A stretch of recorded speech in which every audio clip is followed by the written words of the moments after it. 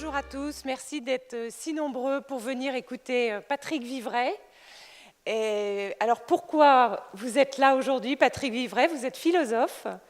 L'Arche a souhaité questionner sur la question de la fragilité humaine, la société en général et également le monde de l'entreprise.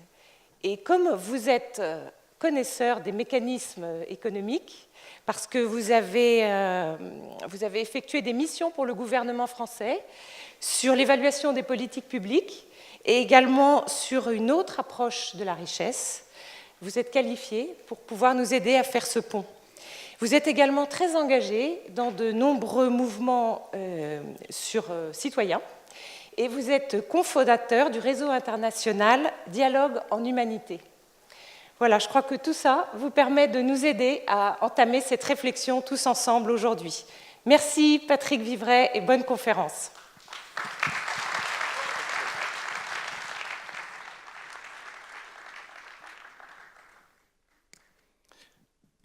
Merci beaucoup, Véronique. Je trouve que le thème de ce colloque, les fragilités interdites, correspond bien à la situation historique que nous sommes en train de vivre. Le déni de fragilité est en effet au cœur de tous les dérèglements économiques, les dérèglements politiques, mais aussi les dérèglements d'ordre spirituel. Jean Vanier, dans la vidéo qui introduit ce colloque, rappelle que l'une des caractéristiques fondamentales de l'humanité, c'est sa fragilité. Fragilité évidente lorsque nous naissons, fragilité dans la fin de vie, mais même quand nous sommes au sommet de nos capacités, nous restons profondément dans des rapports de fragilité et de vulnérabilité. Pour une raison majeure, c'est que nous sommes des êtres reliés. Nous sommes des êtres reliés d'abord sur le plan écologique. Nous avons besoin de respirer, nous avons besoin de nous nourrir.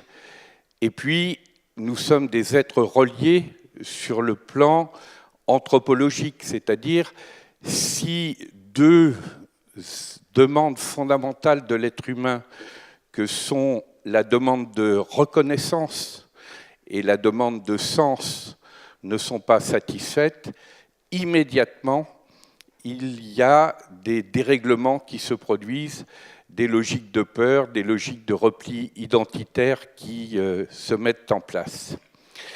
Ce déni de la fragilité, il est au cœur de tous les grands basculements dans l'histoire que les traditions spirituelles expriment bien. Et je voudrais en donner deux exemples à travers deux histoires fameuses de basculement que sont l'histoire de Noé et l'histoire de Babel. On pourrait en trouver dans d'autres traditions spirituelles des exemples équivalents, mais comme nous sommes dans un pays et des civilisations marquées par la culture judéo-chrétienne, j'ai choisi ces deux textes. Ces deux textes qui mettent en évidence un trépied mortifère qui conduit à la chute, qui conduit au déluge dans le cas de Noé. Ce trépied mortifère, c'est le suivant. Durcissement des cœurs, avidité, dérèglement de la langue.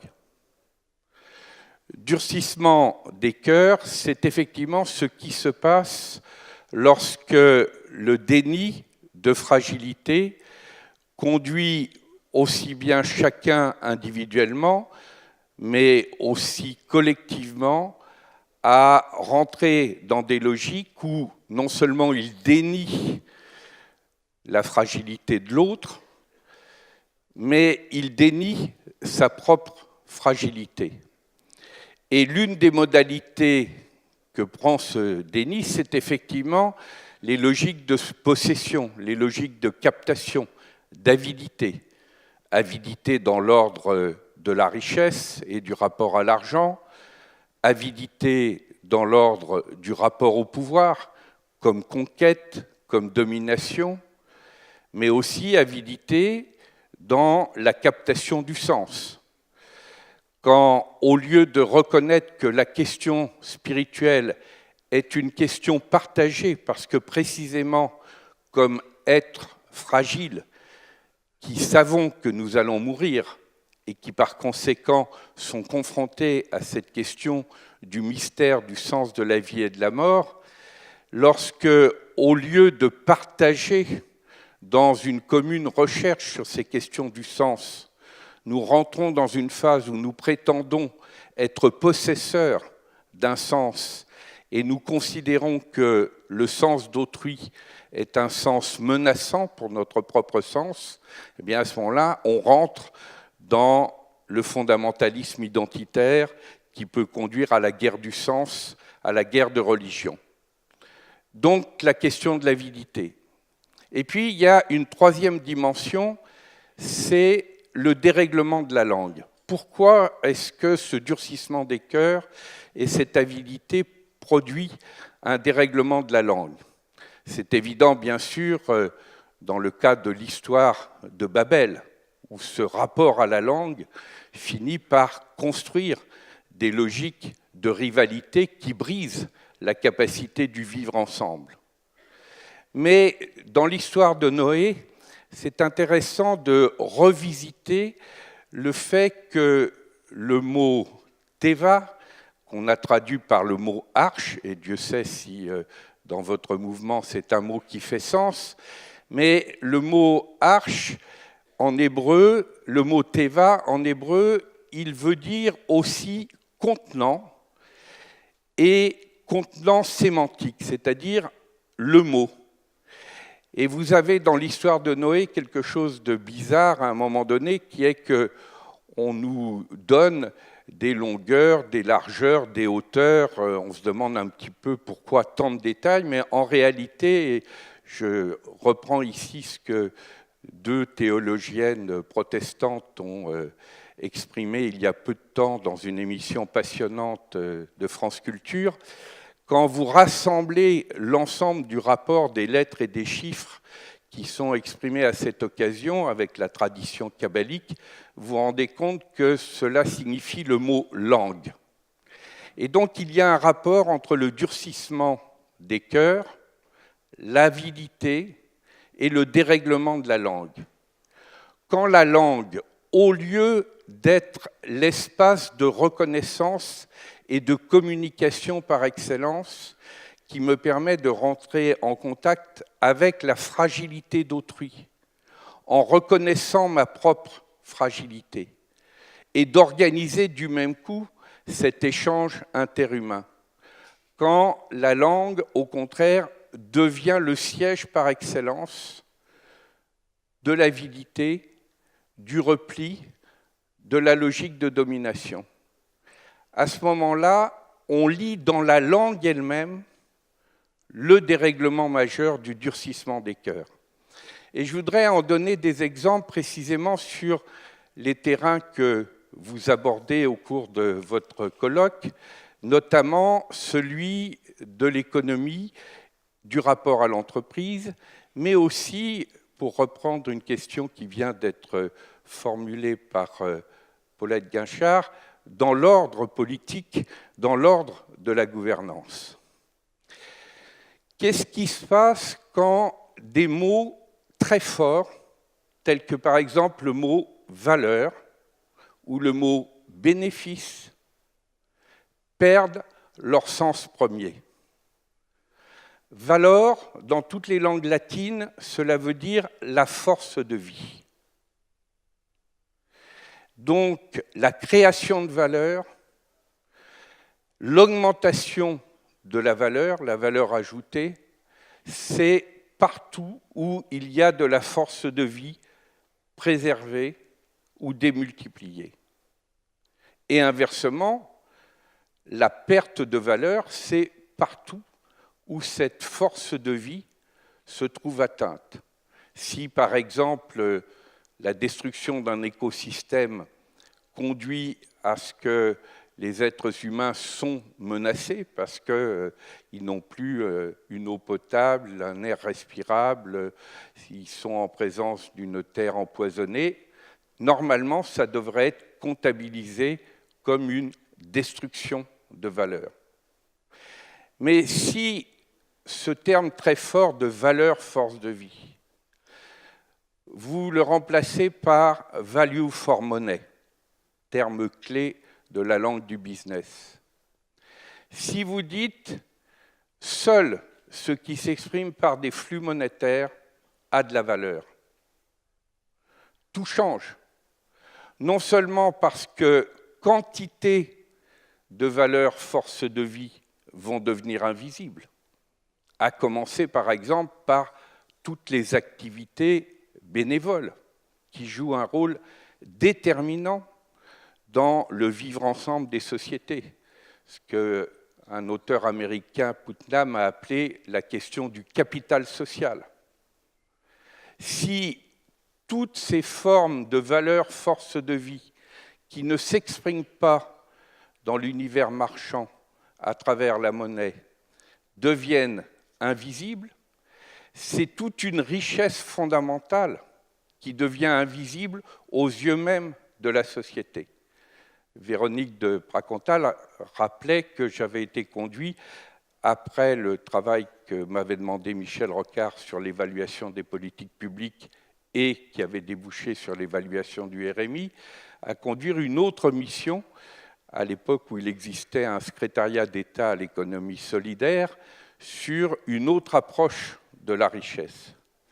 Et j'avais pris des exemples tels que le naufrage du pétrolier Erika, qui avait souillé les côtes bretonnes, pour dire, du point de vue d'une comptabilisation monétaire de la richesse, à travers le fameux produit intérieur brut, eh bien, c'est paradoxalement le pétrolier, son naufrage, qui vont faire augmenter le PIB, le fameux taux de croissance, puisqu'il va falloir remplacer ce pétrolier, ça va faire fonctionner l'industrie pétrolière et les valeurs ajoutées qui seront liées, ça sera la même chose pour les assurances, c'est-à-dire l'ensemble des acteurs économiques qui sont concernés par la réparation, le remplacement, l'indemnisation, tous ces flux monétaires vont être enregistrés positivement.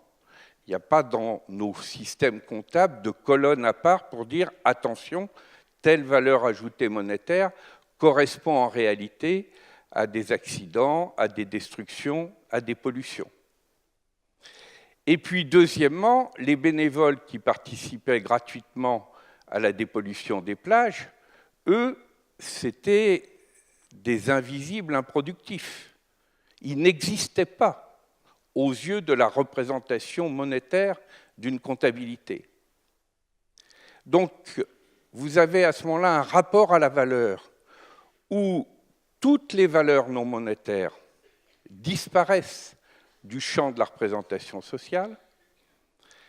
C'est donc une approche réductrice, mais elle est même en partie mensongère, puisque, inversement, vous avez un certain nombre de valeurs ajoutées monétaires qui correspondent à des activités destructrices de valeurs force de vie. Si vous vendez des rafales, vous vendez de la drogue, etc., vous avez des valeurs ajoutées monétaires.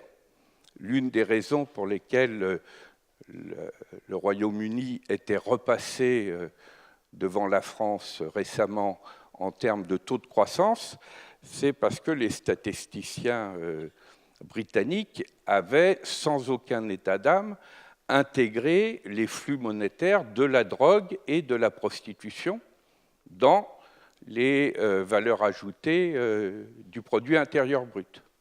Donc vous voyez le dérèglement de la langue, ce qu'il peut produire. C'est la même chose pour un autre mot clé de l'activité économique qui est le mot bénéfice. Bénéfice, à l'origine, ça ne veut pas dire solde monétaire. ça veut dire activité bénéfique, source de bienfaits. Ça nous vient de ce qu'on appelait la comptabilité du salut, à l'époque de l'économie du salut, où la grande affaire, c'était d'éviter la perte radicale, qui était la perte de la vie éternelle, et où, par conséquent, les indicateurs de richesse de l'époque, eh bien, c'était d'avoir les bienfaits des activités bénéfiques qui vous mettaient sur la voie du salut, et puis, inversement, vous aviez les activités maléfiques, la fameuse gradation des péchés, qui vous mettaient, au contraire, sur la voie de la perte radicale. Et le grand historien du Moyen-Âge, Jacques Le Goff, raconte que le péché le plus grave, à l'époque, c'était l'usure et le prêt à intérêt. Pourquoi? Parce que c'était le blasphème suprême. Prétendre que l'argent était créateur dans le temps, par le biais des intérêts composés, c'était mettre l'argent au même niveau que Dieu. Et un usurier qui voulait éviter la damnation éternelle, il avait le droit de transmettre la part de sa fortune qui correspondait à une rémunération légitime, celle qui correspondait à des services effectifs qu'il avait rendus, mais la part de sa fortune qui venait de ce qu'on appellerait en termes modernes la spéculation, du fait que l'argent avait fait des petits tout seul, il devait le rendre sous peine de damnation. Vous voyez que cette question-là n'est pas simplement une question de nature historique, théologique et rétrospective. Quand nous sommes dans une histoire du monde contemporain où la question du salut fait retour, et on peut le dire en termes parfaitement laïques, regardez le nombre de fois où l'expression « sauver la planète » est utilisée. Et nous savons bien que c'est moins la planète qu'il s'agit de sauver, parce que notre Terre, avant d'être absorbée par le Soleil, il y a encore plusieurs milliards d'années devant nous. Mais par contre, une planète habitable pour notre collectivité humaine, la menace qui pèle sur la famille humaine, sur notre fratère, je rappelle que le mot fratère à l'origine veut dire le genre humain, eh bien oui, la question du salut de notre famille humaine redevient une question absolument fondamentale. Et du même coup, les questions antérieures de l'économie du salut et de la comptabilité du salut redeviennent, évidemment, dans une forme très différente, des enjeux majeurs. Et ceci veut dire que nous avons besoin d'indicateurs de richesse, de systèmes comptables qui nous renseignent sur cette question fondamentale. Sommes-nous en présence d'activités bénéfiques pour les êtres humains et leur environnement, ou sommes-nous au contraire en présence d'activités dangereuses, destructrices de valeur au sens de force de vie, qui appellent au contraire une réorientation radicale de nos rapports à l'économique. Voilà deux exemples sur la question du dérèglement du langage qui sont dans l'ordre économique et qui ont des traductions très concrètes. Quand vous avez par exemple un atelier sur le burn-out et le bien-être au travail, on sait bien que par exemple la souffrance au travail correspond à une destruction de valeur à condition d'entendre le mot valeur au sens de force de vie. La forme ultime de la destruction de force de vie au travail étant évidemment quand des personnes en viennent à se suicider sur leur lieu de travail. Vous sentez bien que nous aurions besoin d'indicateurs de richesse qui nous disent là, il y a une perte de valeur, quand bien même un certain nombre de comportements destructeurs se traduiraient par des valeurs ajoutées monétaires. Je voudrais maintenant prendre un autre exemple de dérèglement de la langue qui cette fois croise la question de Paulette dans l'ordre politique. Vous prenez le terme de pouvoir. Normalement, c'est un verbe auxiliaire, je le dis en français, mais on pourrait retrouver la même ambivalence dans d'autres langues. Mais le verbe pouvoir, c'est un verbe auxiliaire et qui s'écrit en lettres minuscules et qui appelle des compléments. Donc c'est un pouvoir de création qui est démultiplié par la coopération. C'est ça le sens initial du verbe pouvoir. C'est une puissance, mais une puissance créatrice.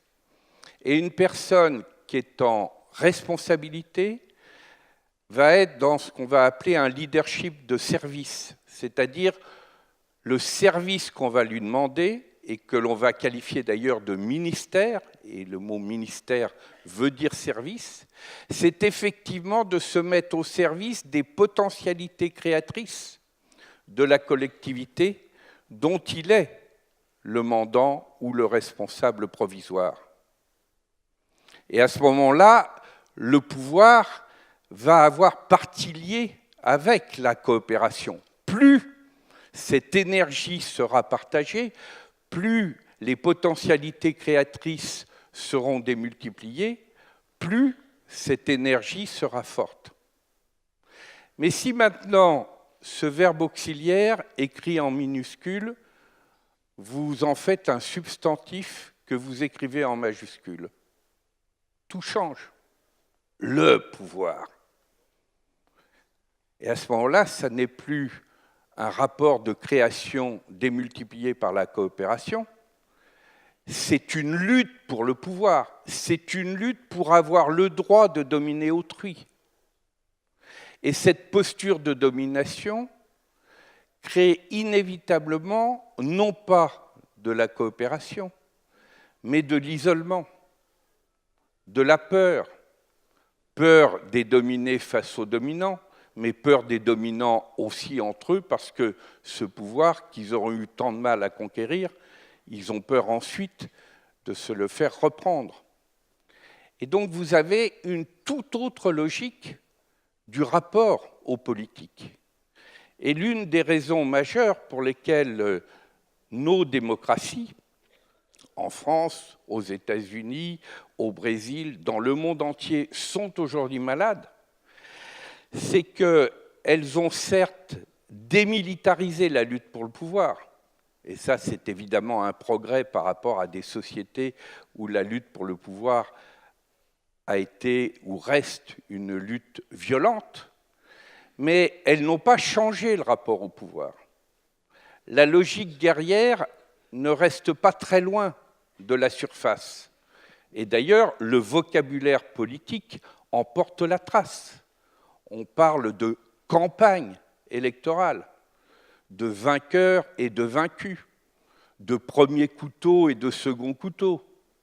Et même le terme de militant renvoie au latin miles, qui veut dire soldat.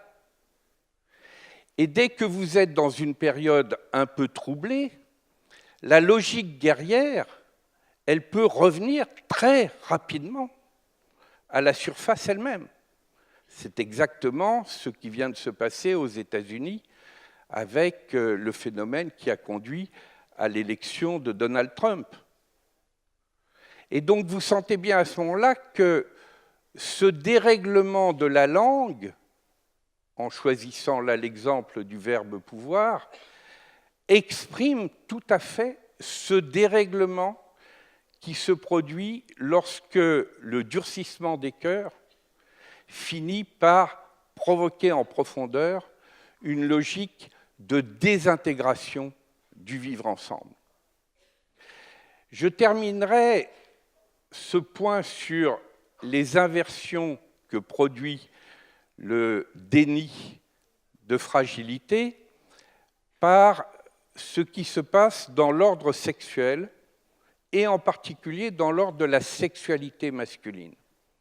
Chacun a repéré, puisque je viens de citer l'élection de Donald Trump aux États-Unis, à quel point il y a un phénomène spécifique qui s'est joué du côté du rapport à la sexualité et à la sexualité masculine dans cette élection. Or, dans la sexualité masculine, cette inversion est particulièrement spectaculaire, puisque classiquement, la force des hommes est prétendument dans leurs couilles, alors que chacun sait que c'est au contraire la zone de fragilité par excellence de tout être masculin. Cette inversion radicale qui, du même coup, va interdire au petit garçon l'expression de sa fragilité, l'expression de ses émotions, un petit garçon ne pleure pas, va créer une situation dans laquelle un garçon ne peut pas exprimer sa fragilité. Et qu'est-ce qui se passe quand on ne peut pas exprimer sa fragilité? Eh bien, on construit une carapace. C'est la question de la cuirasse. Cuirasse pour les autres, logique de rivalité, logique de domination, dans l'ordre économique, l'avidité, dans l'ordre politique, je viens de le dire, dans l'ordre spirituel, où à ce moment-là, on se met en position de captation du sens par rapport au sens d'autrui, mais aussi cuirasse intérieure. Le non-accès à sa propre fragilité fait que c'est l'accès à sa propre humanité qui est bloqué. Comme l'a dit très justement Alexandre tout à l'heure, avant d'être des êtres fragiles, nous sommes des humains. Comme l'une des caractéristiques majeures de l'humanité, c'est ce rapport à la fragilité, lorsque nous sommes dans le déni de notre fragilité, nous sommes aussi dans le déni de notre humanité. Et si ça se traduit par le fait que la sexualité devient une sexualité de domination au lieu d'être une sexualité de relation, ben nous comprenons bien à ce moment-là que l'ensemble des dérèglements que je viens d'évoquer vont avoir des effets particulièrement délétères.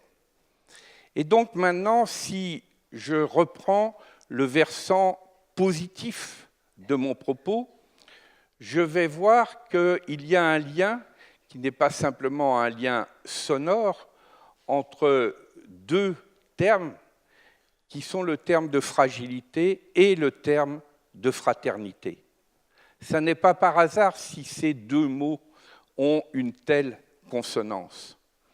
Parce que ce qui va caractériser la fraternité, aussi bien la fraternité dans nos relations quotidiennes avec nos proches, mais aussi la question de la fraternité du genre humain. Je disais tout à l'heure que frater, ça veut dire le genre humain. C'est l'organisation d'un vivre ensemble fondé sur la pleine reconnaissance de la fragilité d'autrui, mais aussi de sa propre fragilité.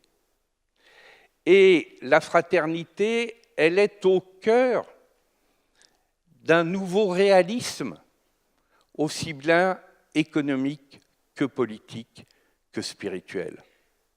Pourquoi? Parce que nous sommes condamnés à un changement de posture lorsque nous prenons au sérieux non pas la mondialisation, qui n'est souvent qu'une simple globalisation financière, mais ce que le poète Édouard Glissant a appelé la mondialité. La mondialité, c'est effectivement le moment où, comme le dit Edgar Morin, notre famille humaine est amenée à prendre conscience de son destin commun et de comprendre que si elle n'organise pas son vivre ensemble de façon à ce que ce destin commun soit sous le signe de la fraternité, si ce destin commun doit être sous le signe du rejet de l'autre, donc de la barbarie, il y a de forts risques que ce destin commun nous mène à l'abîme. Le changement de posture dans la question du politique par excellence, qui est le vivre ensemble de la cité humaine, vous le trouvez dans ce qui se passe quand un ancien pilote de chasse devient astronaute. On a encore un exemple récent, puisque Thomas Pesquet est parti dans l'espace. Tous les astronautes ou les cosmonautes ont été avant des pilotes de chasse. La figure du pilote de chasse, c'est par excellence la figure de la guerre et de la rivalité, la figure de la destruction potentielle. Mais qu'est-ce qui se passe quand un pilote de chasse devient astronaute? Qu'est-ce qui se passe quand il voit notre Terre vue du ciel? Regardez tous les témoignages, ils sont concordants sur ce point. Les mots-clés de ces astronautes deviennent beauté et fragilité. Beauté parce qu'ils sont confrontés à l'émerveillement de cette magnifique petite planète bleue, mais aussi fragilité parce que immédiatement, quand vous voyez par exemple le rapport entre les océans et la fine couche atmosphérique, vous vous dites « Ouh là là, nous savons par exemple que l'essentiel de la production d'oxygène vient du phytoplancton des océans. Donc si nous continuons à attaquer nos écosystèmes, par exemple par l'excès de réchauffement climatique, l'acidification des océans, c'est cette fragile couche atmosphérique qui peut être mise en cause. Et du même coup, la fragilité écologique renvoie aussi à la question du rapport à la fragilité humaine. Parce que si dans son déni de fragilité, l'espèce qui est dominante sur cette petite planète miracle a comme effet de rentrer dans des logiques de rivalité et de guerre entre elles, avec y compris les risques de destruction que produisent les armes de destruction massive telles les armes nucléaires, mais aussi le rapport guerrier à la nature. Parce que si nous sommes en guerre avec la nature, c'est parce que nous sommes en guerre avec nous-mêmes.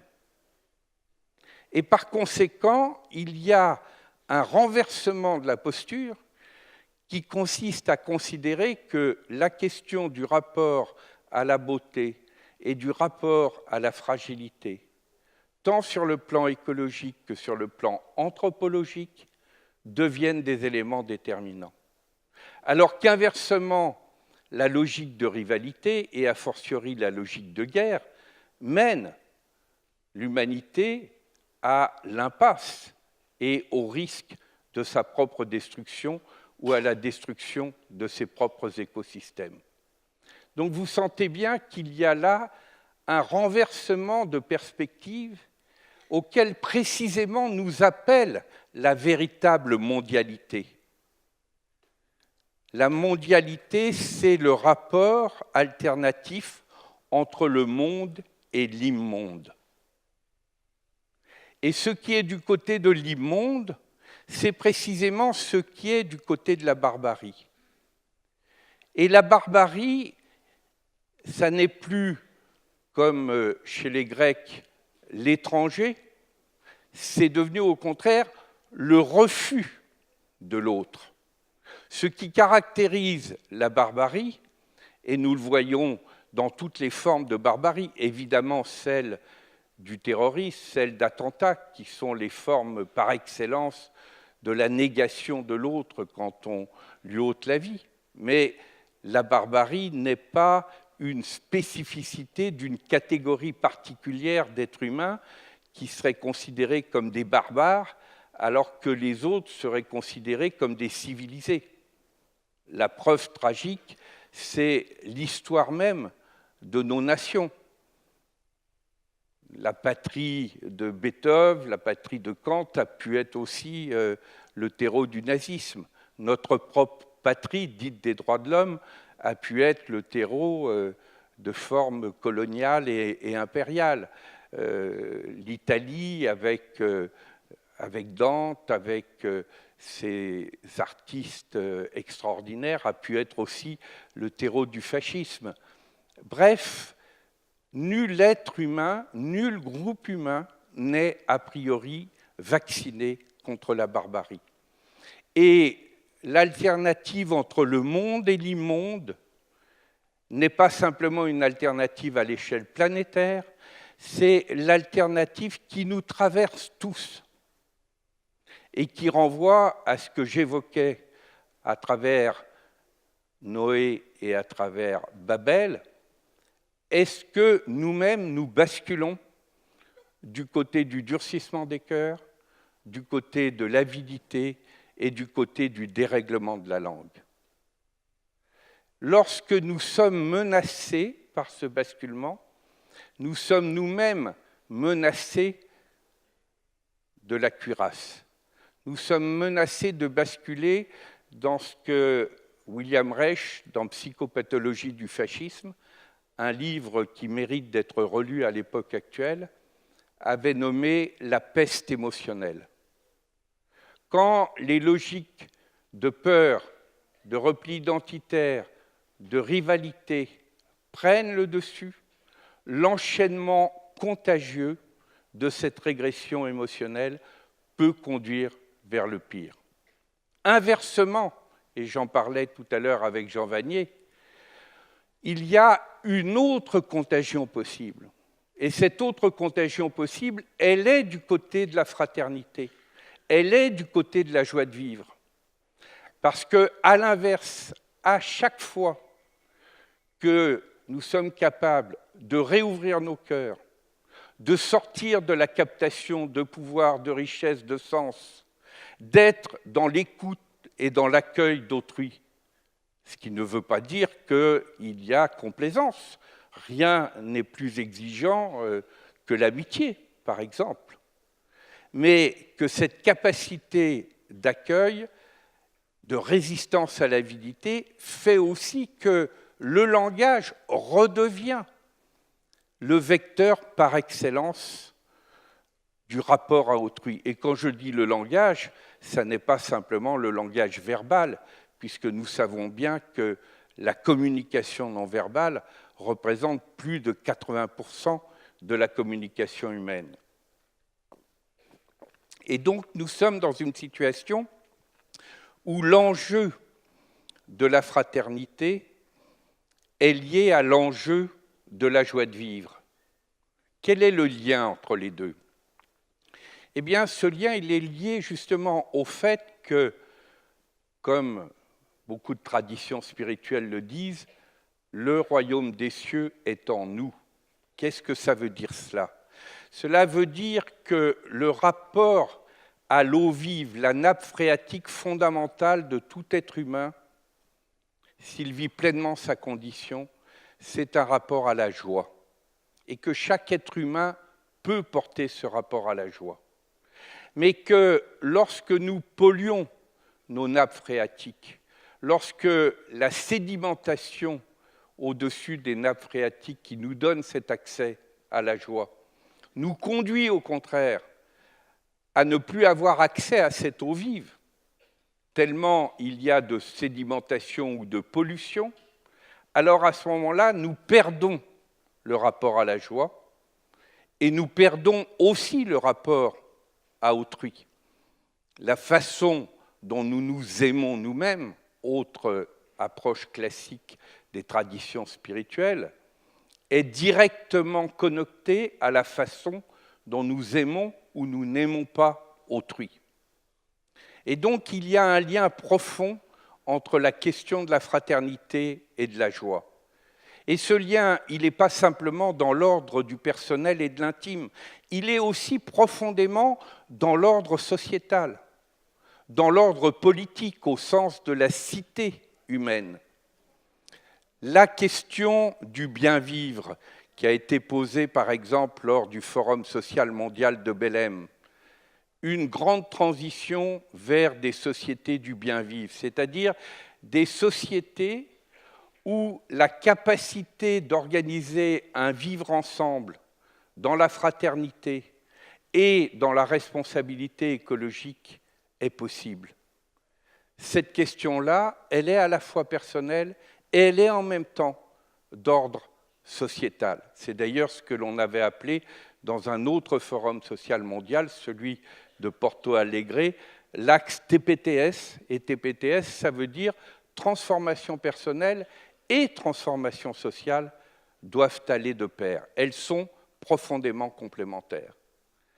Vous sentez bien que quand on rassemble tous ces éléments, nous pouvons à la fois repérer à quel point le déni de fragilité nous conduit personnellement ou collectivement vers des risques majeurs pour notre fratère, notre famille humaine. Inversement, lorsque nous considérons cette fragilité, que nous voyons qu'elle est constitutive de notre humanité, qu'elle nous fait obligation non seulement d'accueillir, d'accompagner, d'inclure toute personne en situation de fragilité, que ce soit de fragilité économique, sociale, culturelle, etc., physique, mais aussi la reconnaissance de notre propre fragilité, même quand nous nous croyons au fait de nos capacités.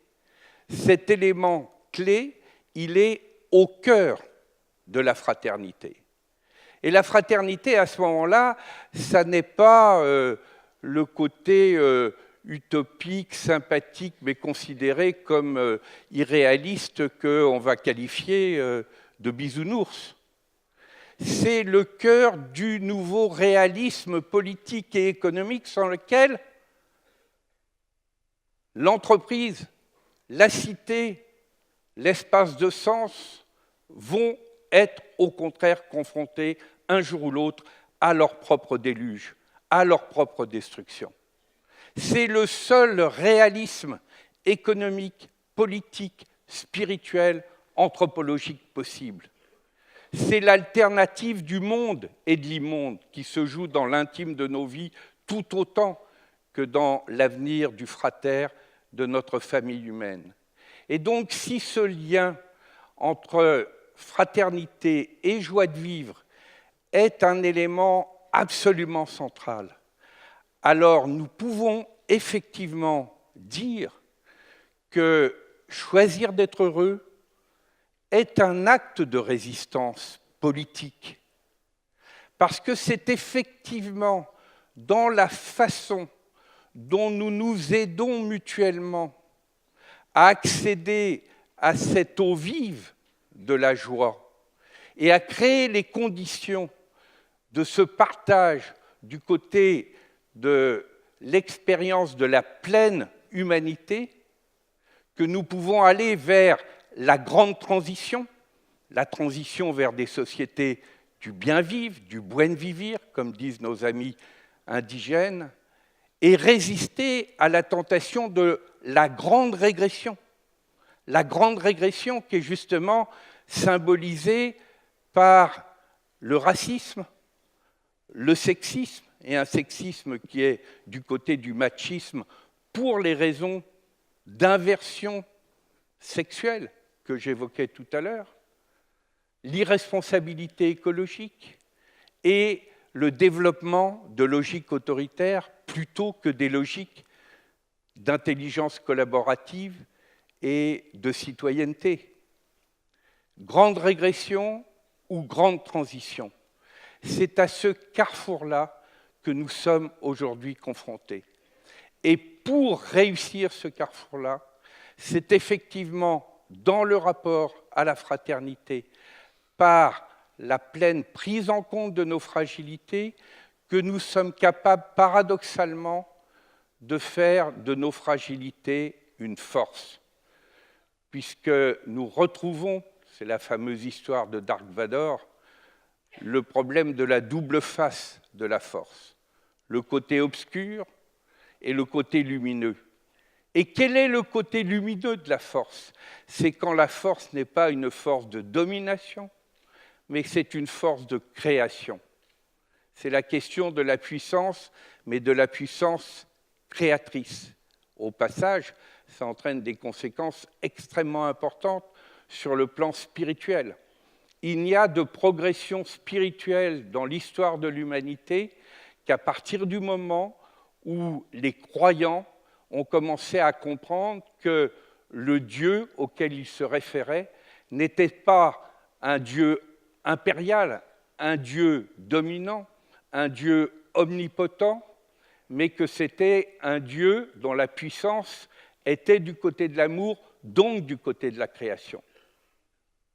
Et à chaque fois que cette progression spirituelle est stoppée, nous tombons au contraire dans ce qu'Arnaud Desjardins appelait le matérialisme religieux, c'est-à-dire où la captation même de Dieu, au lieu de le mettre du côté de la puissance créatrice, de la miséricorde et de l'amour, et ce dérèglement, vous pouvez le trouver aussi bien dans l'islam que dans le christianisme, que dans le judaïsme, dans toutes les formes religieuses, lorsque l'on comprend au contraire que la progression spirituelle, c'est de comprendre que la puissance, il faut l'entendre au sens de puissance créatrice et non de puissance dominatrice.